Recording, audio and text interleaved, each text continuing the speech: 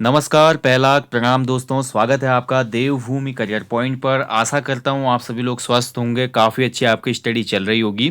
तो देखिए, Uttarakhand revision class तो आपकी चल ही रही है, जिसमें आजकल हम उत्तराखंड की कला एवं संस्कृति के टॉपिक्स डिस्कस कर रहे हैं। आज की जो क्लास होगी वो सामान्य हिंदी रिवीजन क्लास है। सामान्य हिंदी में 14 क्लास यानी कि 14 क्लास आपकी हो चुकी हैं।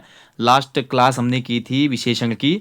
आज हम देखेंगे इसमें वाक्य भेद, बहुत ही महत्वपूर्ण एक चैप्टर या टॉपिक रहेगा, जहाँ से एग्जाम में क्वेश्चन हमेशा बनते रहते हैं। ठीक है, तो चलिए शुरुआत करते हैं। सबसे पहले समझेंगे वाक्य क्या होता है, सेंटेंस। तो हिंदी में वाक्य क्या है? तो वाक्य की अगर मैं परिभाषा बोलूं दोस्तों, तो सार्थक शब्दों का समूह, सार्थक शब्दों का व्यवस्थित समूह, शब्दों का व्यवस्थित, ठीक है, व्यवस्थित व्यवस्थित समूह, समूह, ठीक है, समूह जो होता है जिससे, समूह जिसका स्पष्ट या अपेक्षित अर्थ प्रकट हो, वो कहलाएगा हमारा क्या, वाक्य। ठीक है, वाक्य कहलाता है, वो ध्यान रखेंगे। और देखिए, वाक्य जो होता है हिंदी में व्याकरणिक आधार पे हम देखें तो वाक्य में 6 तत्व अनिवार्य माने गए हैं। 6 तत्व वाक्य में पक्का होने चाहिए। ठीक है, जिसमें पहला होता है सार्थकता, यानी कि वाक्य क्या होना चाहिए, सार्थक होना चाहिए। दूसरा क्या होता है इसमें आपका, योग्यता। ठीक है, योग्यता होनी चाहिए इसमें। तीसरा इसमें होनी चाहिए क्या, निकटता। ठीक है, निकटता। उसके अलावा इसमें होना चाहिए आपका पदक्रम, पदक्रम भी होना चाहिए। उसके अलावा इसमें आकांक्षा, आकांक्षा। एंड लास्ट इज इसमें होता है अन्वय। ठीक है, अन्वय क्या होता है, अन्वय, ये कई बार क्वेश्चन भी बना है, अन्वय क्या होता है? तो अन्वय का मतलब होता है मेल, वाक्य में पूरा मेल होना चाहिए एक। ठीक है, स्पष्ट मेल होना चाहिए। लिंग, वचन, पुरुष, काल, कारक जो भी आपका उसमें उपयोग हुआ है उसका क्रिया के साथ उपयुक्त मेल होना चाहिए, ये कहलाता है अन्वय। पदक्रम का मतलब ये है भैया, आपका पदक्रम होना चाहिए। जैसे कि मान लीजिए मैं बोलता हूँ कि मेरा नाम XYZ है। अब मैं ये थोड़ी बोलूंगा XYZ है मेरा नाम, ठीक है, वो तो गाना हो गया। यानी कि एक सार्थक क्रम होना चाहिए, पदक्रम जो होता है। ठीक है, तो ये 6 तत्व माने गए हैं व्याकरण में, ये अनिवार्य तत्व हैं वाक्य के। ओके, इतना आप समझ लीजिए। बाकी देखिए, अभी देखिए शब्द भेद हमारा टॉपिक हुआ नहीं, हालांकि शब्द भेद में भी आप जानेंगे। शब्द जो होता है देखिए, आपका शब्द अक्षरों से मिलकर बनता है, और जब वो शब्द ऐसे ही वाक्य में प्रयोग होने लगता है, ठीक है, शब्द जब वाक्य में प्रयोग होता है तो उसको फिर पद कहा जाता है। ठीक है, जैसे एग्जाम्पल के तौर पे मैं समझाऊं, ठीक है, यह मेरी कार है, यह मेरी कार है, और मैं सिंपली बोलूं कार। देखिए, कार क्या है, एक शब्द है। कार क्या है, अगर इंडिपेंडेंट है तो एक शब्द है, स्वतंत्र रूप में एक शब्द है ये। जब मैं इसी कार को इस पूरे सेंटेंस में उपयोग कर रहा हूं, देखिए यह मेरी कार है, अब यहां पर जो कार है क्या बन गया, वो इस वाक्य का पद बन गया। समझ गए ना? तो शब्द पद कब बन जाता है, जब उसका वाक्य में उपयोग होता है। ठीक है, तो चलिए, ये हो गया आपका वाक्य की परिभाषा, और वाक्य में जो अनिवार्य तत्व होते हैं वो आपने देखे। अब देखिए, यहां पर हम ये भी देखेंगे दोस्तों, वाक्य का जो भेद होता है, वाक्य भेद क्या होता है। ठीक है, वाक्य भेद देखिए 2 प्रकार से होते हैं। एक तो अर्थ के आधार पे वाक्य भेद होता है, और दूसरा आपका रचना के आधार पे वाक्य भेद होता है। लेकिन वाक्य भेद जानने से पहले दोस्तों आपको वाक्य के अंग भी जानने चाहिए। हिंदी में वाक्य के 2 अंग होते हैं। ठीक है, तो कौन कौन से 2 अंग होते हैं पहले उनको जान लीजिए, तब आप वाक्य भेद समझ पाएंगे। तो वाक्य के 2 अंग होते हैं। पहला होता है उद्देश्य। उद्देश्य, उद्देश्य का मतलब क्या है भाई? उद्देश्य का मतलब मान के चलिए आप, जिसके बारे में कुछ बताया गया, यानी कि उद्देश्य सिंपली सिंपली कर्ता होता है। किसी भी वाक्य में जो कर्ता होता है वो हमेशा उद्देश्य है। जैसे कि मैं बोलूं राम खेलता है, राम खेलता है, यानी कि राम क्या कर रहा है, खेल रहा है। उद्देश्य कौन हो गया इसमें, राम हो गया। और ऐसे मैं बोलूं आपका कि महेश दौड़ता है, ठीक है, महेश जो है वो दौड़ता है, तो कौन दौड़ रहा है भाई, महेश दौड़ता है। ठीक है, तो महेश क्या हो गया इसमें, उद्देश्य हो गया। तो कुल मिला के ये बोल सकते हैं कि वाक्य में जिसके बारे में कुछ बताया जाता है उसको उद्देश्य कहा जाता है, और उद्देश्य के बारे में जो कुछ भी बताया जा रहा है उसको विधेय कहा जाता है। बस यही है। ठीक है, उद्देश्य के बारे में जो कुछ भी बताया जा रहा है उसको विधेय कहा जाता है। ये वाक्य के 2 अंग होते हैं। जैसे मैंने बोला राम खेलता है, राम खेलता है में राम क्या था, उद्देश्य था, तो खेलता जो हो जाएगा ये क्या बता रहा है कि राम खेल रहा है, तो खेलता जो हो जाएगा विधेय हो जाएगा। ऐसे नीचे वाले सेंटेंस में दौड़ता जो है विधेय हो जाएगा। ठीक है, एक दूसरे के पूरक हैं। कहने का मतलब जिसके बारे में कुछ बताया जा रहा है उसको उद्देश्य कहते हैं। और उद्देश्य के बारे में जो कुछ भी बताया जा रहा है, वो खा रहा है, दौड़ रहा है, नहा रहा है, जा रहा है, रो रहा है, तो ये आपका विधेय कहलाता है। ठीक है, ध्यान रखेंगे। तो ये आपको, या ऐसा भी कह सकते हैं कि अगर कोई भी आपका सेंटेंस दिया गया है, उस सेंटेंस में कर्ता को हम अलग कर दें, कर्ता को अलग करने के बाद बाकी जो बचता है ना, वो विधेय कहलाता है। दूसरी एक परिभाषा मैं आपको बता सकता हूँ यहाँ पे। ठीक है, यानी कि कर्ता के अलावा, कर्ता को सेपरेट कर दो, बाकी जो बचा वो विधेय हो गया वाक्य का। ठीक है, तो दो अंग समझ गए ना। अब आ जाते हैं हम अपने टॉपिक पे, वाक्य भेद में, जहाँ से एग्जाम में क्वेश्चन बनते हैं। सबसे पहले तो क्वेश्चन बनता है कि वाक्य भेद कितने प्रकार के होते हैं। तो वाक्य भेद दो प्रकार के होते हैं दोस्तों। कितने प्रकार के? दो प्रकार के। ठीक है, कौन कौन से दो प्रकार के वाक्य भेद हैं? एक तो रचना के आधार पर वाक्य भेद है, रचना या बनावट के आधार पर, और दूसरा वाक्य भेद है आपका अर्थ के आधार पर। दोनों वाक्य भेद आपको याद रखना है। तो रचना के आधार पे वाक्य भेद होते हैं 3, अर्थ के आधार पे वाक्य भेद होते हैं 8। चलिए सबसे पहले देखेंगे रचना के आधार पे वाक्य भेद, जो कि 3 होते हैं, जिसमें पहला होता है सरल वाक्य। ठीक है, सरल वाक्य। अब सरल वाक्य क्या होता है? अभी देखिए, उद्देश्य और विधेय हमने पढ़ लिया ना।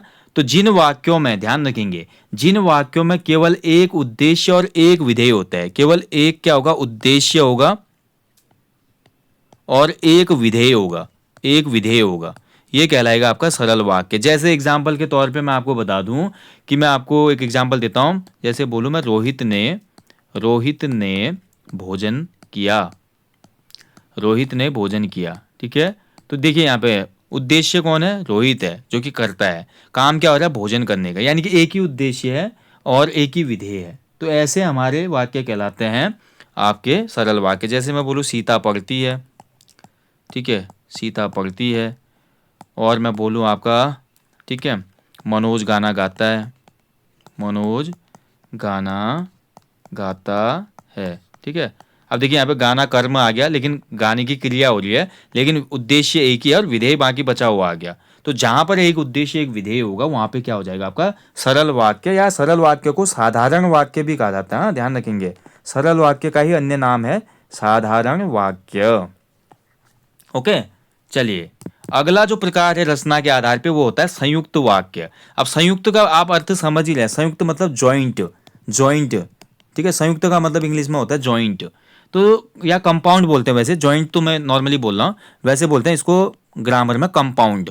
ठीक है, कंपाउंड बोलते हैं इसको। ठीक है, कंपाउंड सेंटेंसेस। तो कंपाउंड देखिए, जिन वाक्यों में दो या दो से अधिक सरल वाक्य होते हैं। ठीक है, संयुक्त वाक्य की विशेषता क्या है? दो या दो से अधिक सरल वाक्य होंगे। ठीक है, सरल, दो या दो से अधिक सरल वाक्य संयोजक द्वारा जुड़े होंगे, संयोजक शब्द द्वारा जुड़े होंगे। संयोजक शब्द, या इनको समुच्चय बोधक शब्द भी कहा जाता है, इनको कहा जाता है समुच्चय बोधक शब्द भी कहा जाता है, इनको ध्यान रखेंगे। तो जोड़ने वाले जो शब्द होते हैं, ठीक है, जैसे कि मैं बात करूं कौन कौन से शब्द होते हैं ये, और हो गया, ठीक है, एवं हो गया, तथा हो गया, अथवा हो गया, इसलिए हो गया, ठीक है, इसलिए हो गया, उसके अलावा या हो गया, ये सभी हमारे संयोजक शब्द कहलाते हैं। जैसे एग्जाम्पल के तौर पे मैं बोलूं, वह बाजार गया और मोबाइल खरीद के लाया, मोबाइल खरीद कर लाया। देखिए दो सेंटेंस हो गए ना। देखिए यहाँ पे दो काम हो रहे हैं। अब देखिए विधेय दो हो गए ना। अब हमने क्या पढ़ा था सरल वाक्यों में? सरल वाक्यों में केवल एक उद्देश्य और एक विधेय होता है। जो जो हमारा संयुक्त वाक्य होता है, कंपाउंड सेंटेंस होता है, उसमें आपका दो या दो से अधिक सरल वाक्य होंगे, लेकिन वो आपस में संयुक्त, जो संयुक्त या संयोजक चिन्ह शब्द होते हैं, माफ कीजिएगा, उनके द्वारा जुड़े होते हैं। जैसे कि और, एवं, तथा, अथवा, इसलिए या यह। जैसे मैंने बोला वह बाजार गया, देखिए एक कथन यहाँ पे हो गया। और जो शब्द है, इसने दोनों सरल वाक्यों को आपस में जोड़ दिया। देखिए, और मोबाइल लेकर आया, वह बाजार गया और मोबाइल लेकर आया। ठीक है, और दूसरा एक मैं आपको और सेंटेंस देता हूं। ठीक है, जैसे मैं बोलूं, उसने बहुत मेहनत की, उसने बहुत मेहनत की, किंतु या परंतु कह सकते हैं, परंतु सफलता नहीं मिली। ठीक है, वैसे यहाँ पे परंतु से अधिक निकट लगता है मुझे किंतु, ठीक है, किंतु। तो देखिए उसने मेहनत की, पहला सरल वाक्य हो गया ना, उसने बहुत मेहनत की किंतु सफलता नहीं मिली, सफलता नहीं मिली दूसरा सरल वाक्य था यहाँ पे। इन दोनों को आपस में कौन जोड़ रहा है, किंतु जोड़ रहा है, ठीक है। तो ये जो हमारे संयुक्त वाक्य की पहचान है, इसमें आपको हमेशा संयोजक शब्द देखने को मिलेंगे और ये आपस में सरल वाक्यों को जोड़ रहे होंगे, ध्यान रखना, ठीक है। तो कौन कौन से शब्द हैं फिर से आपका मैं रिपीट करा देता हूं, और, तथा, एवं, या, अथवा, इसलिए, फिर भी, ठीक है, किंतु, परंतु, लेकिन, लेकिन शब्द भी होता है। जैसे एक एग्जाम्पल और देख लो इसमें, ठीक है। शिकारी जंगल गया, जंगल गया लेकिन खाली हाथ लौटा, लेकिन खाली हाथ लौटा। अगर इसमें बोले कौन सा वाक्य का प्रकार है तो आपको पता होना चाहिए, ये आपका संयुक्त वाक्य है। देखिए शिकारी कहाँ गया, जंगल गया, लेकिन जो शब्द है यहाँ पे इन दोनों को आपस में जोड़ रहा है, खाली हाथ वो लौट के आया, ठीक है। तो ऐसे ही संयुक्त वाक्य की पहचान आपको बिल्कुल ध्यान रखना है, इनमें आपके योजक जो शब्द हैं वो जरूर देखने को मिलेंगे। अगला जो प्रकार होता है भाई हमारा रचना के आधार पे वाक्य का, वो होता है मिश्र वाक्य, ठीक है। मिश्र वाक्य देखिए अब क्या होते हैं मिश्र वाक्य। तो मिश्र वाक्य थोड़ा कॉम्प्लिकेटेड होता है, लेकिन समझ गए तो अच्छे से समझ में आ जाएगा। तो मिश्र वाक्य में हमेशा एक वाक्य क्या होता है, एक वाक्य जो होता है आपका, एक वाक्य हमेशा क्या होता है, मुख्य प्रधान वाक्य होता है, प्रधान वाक्य होता है, ठीक है, प्रधान वाक्य या उपवाक्य होता है, ठीक है। मिश्र वाक्यों में एक वाक्य हमेशा प्रधान वाक्य या उपवाक्य होगा, जबकि जो दूसरा सेंटेंस इससे जुड़ा होगा, जो दूसरा वाक्य इससे जुड़ा होगा वो आपका आश्रित या गौण वाक्य कहलाता है, डिपेंडेंट, ठीक है। आश्रित या गौण उपवाक्य या वाक्य कहलाता है, उपवाक्य ही होता है मैक्सिमम टाइम, ठीक है। तो ये आपका मिश्र वाक्य या मिश्रित वाक्य की पहचान है। यहां पर भी आपको दोस्तों कुछ शब्द देखने को मिलेंगे जो लगे होते हैं। जैसे मैं बोलूं जो शब्द होगा इसमें आपका, इसके अलावा इसमें क्योंकि शब्द आपको देखने को मिलेगा। उसके अलावा इसमें आपका जैसा, वैसा, ठीक है, यद्यपि शब्द कई बार देखने को मिलता है, ठीक है। तो ये शब्द बीच में प्रयोग हो रहे होंगे, या तथापि शब्द भी यूज हो रहा होगा। तो यहां पर हमेशा मिश्र वाक्य होता है, ठीक है। जैसे कि मान लीजिए मैंने बोला कि मैं जानता हूं कि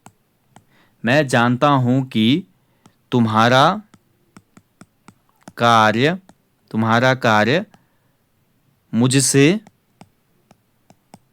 मुझसे बेहतर नहीं है,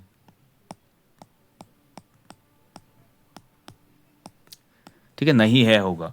मैंने क्या बोला, मैं जानता हूं कि तुम्हारा कार्य मुझसे नहीं है। ऊपर क्या बोला हमने, जिन वाक्यों में एक प्रधान या मुख्य उपवाक्य होता है और अन्य आश्रित या गौण उपवाक्य होते हैं, जो आपस में की, जो, ठीक है, की भी होता है इसमें, हाँ, की छोटी की मात्रा वाला की, जो, इसके अलावा क्योंकि, ठीक है, जैसा, वैसा, यद्यपि, तथापि, और इसके अलावा जितना, उतना, जिधर, उधर, ऐसे शब्दों से मिलकर बना होता है, वहां पर हमेशा क्या होता है, मिश्र वाक्य। तो मैं जानता हूं कि तुम्हारा कार्य मुझसे बेहतर नहीं है, ठीक है। तो की जो लगा है यहाँ पे मिश्र वाक्य को यहाँ पे इंगित कर रहा है। साथ ही आप देख पा रहे हैं दोस्तों, आपका ये हमारा मैं जानता हूं, ठीक है, ये हमारा मैं जानता हूं, ये हमारा क्या हो गया, प्रधान उपवाक्य हो गया। तुम्हारा कार्य मुझसे बेहतर नहीं है, ये जान रहा है ना, इस पे इसकी डिपेंडेंसी है। और जैसे दूसरा एग्जाम्पल दूंगा और अच्छे से समझ में आएगा आपका। देखिए दूसरा एग्जाम्पल देता हूं मैं इसका। जैसे मैं बोलूं यदि मेहनत करोगे तो उत्तीर्ण हो जाओगे, ठीक है, उत्तीर्ण हो जाओगे या सफल हो जाओगे, जो भी बोलो। यदि मेहनत करोगे तो उत्तीर्ण हो जाओगे, ठीक है, जाओगे। तो यहां पर देखिए जो हमारा यदि मेहनत करोगे तो जो शब्द लगा, ठीक है, तो यानी कि मैंने आपको जो बताया, इनमें भी आपको कुछ शब्द याद रखने पड़ेंगे। संयुक्त वाक्यों में आपके क्या होते हैं, योजक शब्द होते हैं। इसमें आपके कुछ जोड़ने वाले शब्द होते हैं, जिसमें कि जो, तो, ठीक है, यहाँ पे तो आ गया। देखिए यदि मेहनत करोगे तो उत्तीर्ण हो जाओगे या सफल हो जाओगे। ऐसे में बोलो भैया आपका, जो लड़का कमरे में बैठा है वह मेरा भाई है, जो लड़का, ठीक है, जो लड़का मेरे कमरे में बैठा है वह मेरा भाई है। तो ये भी आपका क्या हो गया, मिश्र वाक्य का उदाहरण हो गया। बाकी इसमें जितने हम एमसीक्यूज लगाते हैं उससे फिर ज़्यादा समझ में आता है, ठीक है। तो एमसीक्यूज भी इसमें लगाना बहुत ज़रूरी है। बाकी ये पहचान है दोस्तों आपकी सरल वाक्य, संयुक्त वाक्य और मिश्र वाक्य की। मिश्र वाक्य को पहचानने के लिए देखिए सबसे मेन आपको ये देखना है कि इसमें एक मुख्य उद्देश्य और मुख्य विधेय के अलावा एक से अधिक क्रियाएं हमेशा होंगी। एक से अधिक क्रियाएं इसमें हमेशा होंगी, ध्यान रखना। तो एक से अधिक क्रियाएं अगर आपको दिख रही है तो वहां पर आप देखिए कि आपका मिश्र वाक्य होगा। और जैसे मैं बोलूँ यदि मेहनत करोगे, मेहनत करने की क्रिया है, उत्तीर्ण हो जाओगे यानी कि सफलता की क्रिया है, ठीक है। अगर वैसे मैंने ऊपर भी बोला कि आपका एक एग्जाम्पल दिया, मैं जानता हूँ, जानने की क्रिया हो रही है ना, कि तुम्हारा कार्य मुझसे बेहतर नहीं है, ये भी तो मुझे पता है ना, दो कार्यों की समीक्षा हो रही है। तो जहां पर देखिए आपका क्या होता है कि आपका एक मुख्य उद्देश्य और मुख्य विधेय के अलावा एक से अधिक क्रियाएं इंक्लूड होती हैं, तो वहां पर क्या होगा, मिश्र वाक्य होगा, ठीक है। यही अंतर है, ज्यादा कुछ नहीं है इसमें, ध्यान रखिएगा। चलिए ये तो हो गया हमारा रचना के आधार पे अर्थ वाक्य भेद हो गया। अब हम देखेंगे अर्थ के आधार पे वाक्य भेद, ठीक है। तो सबसे पहले समझ गए ना, एक बार फिर से रिवीजन कराता हूँ। देखिए वाक्य के कितने भेद होते हैं, दो होते हैं। एक तो होता है आपका क्या, रचना के आधार पे वाक्य भेद, दूसरा अर्थ के आधार पे। रचना के आधार पे वाक्य भेद कितने के प्रकार के थे, 3 प्रकार के थे। अर्थ के आधार पे वाक्य भेद कितने प्रकार के होते हैं, 8 प्रकार के होते हैं, ठीक है। तो चलिए ये 8 प्रकार अब बार एक एक करके देखते हैं। पहला है इसमें विधानवाचक वाक्य। विधानवाचक वाक्य का मतलब होता है जिन वाक्यों में क्रिया के होने की या करने की सूचना प्राप्त होती है, ठीक है। ऐसे वाक्य जिसमें क्रिया होने की सूचना प्राप्त होती है, क्रिया होने की या क्रिया करने की सूचना प्राप्त होगी, उसको विधानवाचक वाक्य कहेंगे, ठीक है। या एक एक ये भी सोच लीजिए दोस्तों, एक और एग्जांपल देता हूं, यानी कि जो क्रिया पहले से ही तय है, ऐसी क्रियाएं जो पहले से ही तय हैं, उनमें भी आपको क्या देखने को मिलेगा, विधानवाचक। जैसे मैं बोलूं सूर्य पूर्व में उगता है, सूर्य पूर्व में उगता है या उदय होता है, तो बताइए सूर्य जो है पूर्व में ही उदय होता है ना, यूनिवर्सल ट्रूथ है ना। यानी कि यूनिवर्सल ट्रूथ वाले जो सेंटेंस होते हैं, सार्वभौमिक सत्य जिसको हम कह सकते हैं।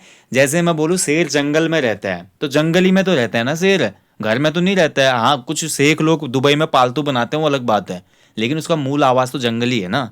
ऐसे मैं बोलूँ मछली पानी में रहती है, तो क्रिया होने की सूचना भी मिल रही है, साथ ही ये वाक्य जो है यूनिवर्सल ट्रूथ बेस पे बने रहते हैं। जैसे मैं बोलूँ वर्षा हो रही है और मोहन पढ़ रहा है, तो ऐसे वाक्य जिन वाक्यों में क्रिया के करने या होने की सूचना प्राप्त हो रही है, विधानवाचक वाक्य कहलाते हैं। सूर्य पश्चिम में अस्त होता है, ये सभी विधानवाचक वाक्य हैं। ओके चलिए अगला जो प्रकार है वो है आपका निषेधवाचक। निषेधवाचक का मतलब देखिए, विधानवाचक जो होता है आपका इसमें आपका क्रिया होने की सूचना प्राप्त होते हैं। निषेध वाचक में देखिए आपका कार्य न होने का भाव प्रकट होता है, ठीक है। नेगेटिव सेंटेंस इनको इंग्लिश में कहा जाता है। कार्य न होने का भाव, कार्य न होने का भाव जहां पर मिलेगा वो हमारा क्या होगा, निषेधवाचक वाक्य होगा, ठीक है। जैसे मैंने बोलूं कि मैंने खाना नहीं खाया है, मैंने खाना नहीं खाया, तो नहीं खाया ना, काम हुआ ही नहीं खाने का, कार्य पूर्ण ही नहीं हुआ, ठीक है। मैं बाजार नहीं गया, मैंने नहीं नहाया, मैं खेलने नहीं गया, तो जहां पर भी कार्य न होने का भाव होगा वहां पर निषेधवाचक वाक्य होगा, ठीक है। चलिए अगला जो प्रकार है वो है आपका आज्ञावाचक, ठीक है। तो आज्ञावाचक वाक्य कौन से होते हैं, देखिए जिन वाक्यों से आज्ञा, प्रार्थना या उपदेश का ज्ञान होता है, जिन वाक्यों से कोई आज्ञा लगती है या आज्ञा के अलावा कोई प्रार्थना सी महसूस होती है, या जिन वाक्यों में आपका उपदेश दिया जाता है, ठीक है, उपदेश दिया जाता है, तो यहां पर हमेशा होगा हमारा आज्ञावाचक वाक्य। जैसे मैं बोलूं कि हमें अपने बड़ों का सम्मान करना चाहिए, जैसे हमको क्या बोले, बड़ों का सम्मान कीजिए, गुरुजनों का सम्मान कीजिए, ठीक है। बड़ों का सम्मान कीजिए यानी कि आपको एक यहाँ पे उपदेश दिया जा रहा है, ये उपदेश हो गया, ठीक है। अगर मैं आपको आज्ञा दूं छात्रों जाओ और आप किताब लेकर आओ, ठीक है। छात्रों को मैंने बोला छात्रों किताब लेकर आओ, किताब लेकर आओ, ठीक है। यहां पे मैंने क्या दिया, आपको आज्ञा दी, तो ये आपका हो गया आज्ञावाचक, ठीक है। और यहीं पे जैसे प्रार्थना भी कर सकते हैं हम इसमें, ठीक है। ईश्वर तुम्हें खुश रखे, जैसे मैं बोलूँ तुम्हें, मतलब ईश्वर तुम्हें खुश रखे, यहाँ पे प्रार्थना हो रही है एक हिसाब से, ठीक है। या मैं बोलूँ अभी जैसे हम ईश्वर तुम्हें खुश रखूँ जो बोल रहा हूँ मैं, वो इच्छावाचक में भी आपको देखने को मिलेगा। तो थोड़ा इस उदाहरण को और सरल बना देते हैं। जैसे मैं आपसे प्रार्थना करूं, जैसे कि मैं आपसे बोलूं प्लीज इस कुर्सी में बैठ जाओ, ठीक है। जैसे मैंने बोला आपको कृपया कृपया आप बैठ जाएं, कृपया आप बैठ जाएं। ठीक है, मैंने रिक्वेस्ट की ना आपसे, या आप मान लो कोई मेरे सामने बहुत हल्ला कर रहा है, कोई सीनियर आदमी, मैं उनको बोलता हूँ कृपया शांत हो जाएं, कृपया शांत हो जाएं, शांत हो जाएं, यानी कि यहाँ पे क्या कर रहा हूँ, मैं प्रार्थना कर रहा हूँ। ठीक है, तो प्रार्थना, आज्ञा या उपदेश देने में हमेशा आज्ञावाचक वाक्य होते हैं। ठीक है, जैसे मैंने अभी ब्लेसिंग वाला बोला, ब्लेसिंग वाला इच्छावाचक में आएगा, उसके लिए मैं माफी चाहता हूँ। तो ब्लेसिंग जहां पर भी होती है वहां पे इच्छावाचक वाक्य होता है। ठीक है, चलिए अगला है प्रश्नवाचक। प्रश्नवाचक में साफ पता चल रहा है, प्रश्नवाचक को इंग्लिश में कहा जाता है आपको इंट्रोगेटिव सेंटेंस। जिन वाक्यों से किसी प्रकार का प्रश्न पूछने का बोध होता है, प्रश्न पूछने का बोध, तो उन वाक्यों में हमेशा प्रश्नवाचक होता है। ठीक है, प्रश्न पूछने का बोध। जैसे मैं बोलूं आपको एग्जाम्पल के तौर पे, अरे राम तुम कहाँ से आ रहे हो, राम तुम कहाँ से आ रहे हो। ठीक है, तुम क्या खा रहे हो, तुम क्या पढ़ रहे हो, अरे वो कहाँ जाएगा, ठीक है, वो कब आया था। तो ऐसे जहां पर भी ये आपके प्रश्नवाचक शब्द होंगे, जैसे कि आपका कहाँ, ठीक है, कब, कौन, कैसे, तो ऐसे शब्द जहां पर भी आपके सेंटेंस में आपको दिखेंगे वहां पे आपका प्रश्नवाचक वाक्य होगा, और प्रश्नवाचक वाक्य के अंत में प्रश्नवाचक चिन्ह भी बना होगा। ठीक है, ये आपकी पहचान होती है इनकी, बहुत आसानी से आप इनको पकड़ सकते हैं। अगला है देखिए इच्छावाचक। इच्छावाचक जो वाक्य होते हैं दोस्तों, इच्छावाचक में आपका जिन वाक्यों में आपके आशीष, आशीष, शुभकामना, शुभकामना या मंगल, ठीक है, शुभकामना या मंगल की चेष्टा की गई होती है, मंगल। जैसे मैंने अभी ऊपर बोला था, जैसे मैं बोलूं कि यार तुम्हारा कल्याण हो जाए, ठीक है, तुम्हारा कल्याण हो, तुम्हारा कल्याण हो। ठीक है, इसके अलावा मैं बोलूं भगवान, भगवान आपको दीर्घायु रखे। ठीक है, भगवान आपको दीर्घायु करे, यानी कि आपकी उम्र लंबी हो। इसके अलावा मैं बोलूं कि यार जैसे मैं और बोलूं, जैसे इसमें आशीष हो रहा है, शुभकामना हो रहा है। ठीक है, आशीष जैसे बड़े बुजुर्ग भी देते हैं ना, कि सदा सुहागिन रहो, ठीक है, आयुष्मती भव बोलते हैं। तो इस प्रकार के वाक्य जिनमें कोई ब्लेसिंग हमको प्राप्त हो रही है, या कोई भी व्यक्ति हमारी मंगल कामना के लिए अनुरोध प्रकट कर रहा है उस वाक्य के भाव से, तो वहां पे इच्छावाचक वाक्य होगा। ठीक है, चलिए अगला जो वाक्य का प्रकार है वो है संदेहवाचक। संदेहवाचक को कहा जाता है आपका इंग्लिश में आपका सेंटेंस इंडिकेटिंग डाउट कहते हैं इसको। ठीक है, या डाउट इंडिकेटिंग सेंटेंस कहते हैं इसको। तो जिन वाक्यों से संदेह की संभावना व्यक्त होते हैं, जहां पर आपका डाउट होता है, संदेह होता है जहां पर, ठीक है, जिन वाक्यों से संदेह हमारा व्यक्त होता है, तो वहां पर संदेहवाचक होता है। जैसे मैं बोलूं कि शायद, शायद आज, शायद आज बर्फबारी हो, शायद आज बर्फबारी हो। ठीक है, अब मैं बोल रहा हूं, या मैं बोल सकता हूँ शायद आज शाम को, शायद आज शाम को बर्फबारी हो, या मैं बोलूँ शायद आज शाम को वर्षा हो। यानी कि मैं ये बात बोल रहा हूँ एक अनुमान के आधार पे। मैंने बादल देखे सुबह सुबह मॉर्निंग में अपने आसमान में, और मुझे लगा क्या पता शाम तक वर्षा हो, मैं किसी को बोल रहा हूँ शायद आज शाम को बारिश हो, या शायद आज शाम को बर्फबारी हो। ठीक है, तो ऐसा, ऐसे मैं बोलूँ कि यार हो सकता है मेरा मित्र आए, हो सकता है आज मेरा मित्र आए, हो सकता है आज मेरा मित्र आए। अब मैं किसी को बोल रहा हूँ यार वो आने वाला तो था, हो सकता है आज मेरा मित्र आए, कंफर्मेशन नहीं है, जहाँ पे डाउट है। ठीक है, तो ऐसे वाक्य जहां पर आपका संदेह की संभावना होती है, कंफर्मेशन नहीं होता है, वहां पर देखिए हमेशा क्या होगा, संदेहवाचक वाक्य होगा। ठीक है, इसके बाद देखिए विस्मयवाचक वाक्य होते हैं। ऐसे वाक्य जिसमें आपका आश्चर्य, ऐसे वाक्य जिसमें आपका आश्चर्य होता है, आश्चर्य के अलावा जिसमें घृणा होती है, क्रोध होता है। ठीक है, क्रोध के अलावा भाई इसमें शोक आदि व्यक्त किया जाता है, शोक आदि व्यक्त किया जाता है। तो ऐसे वाक्य विस्मयवाचक वाक्य कहलाते हैं।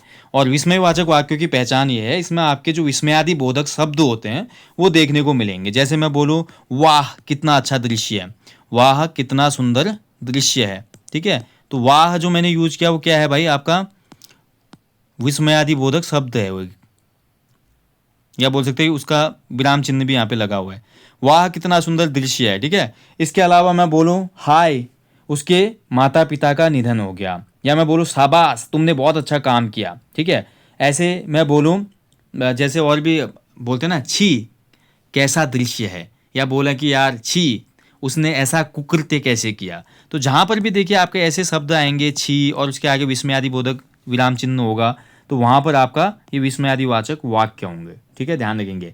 जिन वाक्यों में या जिन वाक्यों से आश्चर्य, क्रोध, शोक, घृणा आदि भावों की अभिव्यक्ति होती है उन्हें विस्मयवाचक या विस्मयादिबोधक वाचक वाक्य कहा जाता है। ठीक है, ध्यान रखेंगे। चलिए, इसके बाद होता है आपका संकेतवाचक वाक्य। संकेतवाचक देखिए आपका क्या होता है, एक क्रिया दूसरे पर डिपेंडेंट होती है। इसमें एक क्रिया का होना दूसरे पर निर्भर होता है, दूसरे पर निर्भर होता है। जहां पर वहां पर संकेतवाचक क्या होगा आपका, वाक्य होगा। ठीक है, या ऐसा भी बोल सकते हैं कि जिन वाक्यों से किसी शर्त, कंडीशन का बोध होता है, यानी कि एक क्रिया का होना दूसरे पर निर्भर होगा, संकेतवाचक। जैसे कि मैं बोलूं, यदि परिश्रम करोगे तो अवश्य सफलता मिलेगी। यदि परिश्रम करोगे तो, देखिए, यदि परिश्रम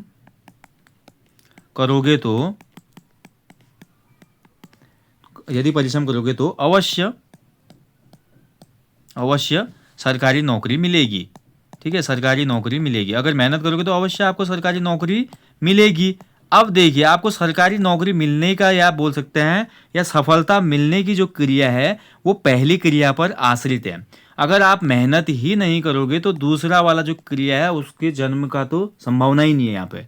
यानी कि दूसरी क्रिया पहली क्रिया पे, या एक क्रिया का होना दूसरे पर निर्भर करता है। दूसरा एग्जाम्पल कई बार आपका सुना होगा आपने, अगर वर्षा होगी तो, अगर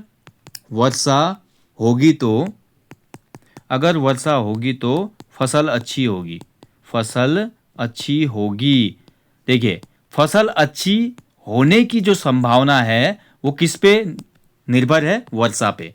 यानी कि पहली क्रिया पे, एक क्रिया दूसरे पे निर्भर है। यदि वर्षा होगी तो फसल अच्छी होगी। ठीक है, अगर वर्षा अच्छी नहीं होगी तो फसल भी अच्छी नहीं होगी। तो ऐसा आपका कहलाता है संकेतवाचक। ठीक है, तो यहाँ पे क्लियर हुआ होगा आपका। वाक्य के अंग आप समझ गए, दो अंग होते हैं, उद्देश्य, विधेय। वाक्य के भेद दो होते हैं, एक होता है रचना के आधार पे और दूसरा अर्थ के आधार पे। रचना के आधार पे 3 वाक्य भेद हैं, सरल वाक्य या साधारण वाक्य, संयुक्त वाक्य और मिश्रित वाक्य। जबकि अर्थ के आधार पे आपके 8 भेद हमने देख लिए, विधानवाचक, निषेधवाचक, आज्ञावाचक, प्रश्नवाचक, इच्छावाचक, संदेहवाचक, विस्मयवाचक और संकेतवाचक। ठीक है, तो अच्छे से इनको याद रखिएगा। कई बार एग्जाम में क्वेश्चन बनता है कि इनमें कौन सा अर्थ के आधार पे वाक्य भेद नहीं है, या कभी कभी डायरेक्ट पूछ लेता है कि एक क्रिया का दूसरे पर निर्भर होना ये किस वाक्य भेद का उदाहरण है। तो ये आपका संकेतवाचक आपको पता होना चाहिए। ठीक है, तो इस प्रकार से क्वेश्चन बन जाते हैं। चलिए, अगले अंक में देखेंगे उपवाक्य क्या होता है। उपवाक्य में देखेंगे संज्ञा उपवाक्य क्या होता है, ऐसे विशेषण उपवाक्य और पदबंध पढ़ेंगे। इसमें बहुत कंफ्यूजन रहता है बच्चों को पदबंध में।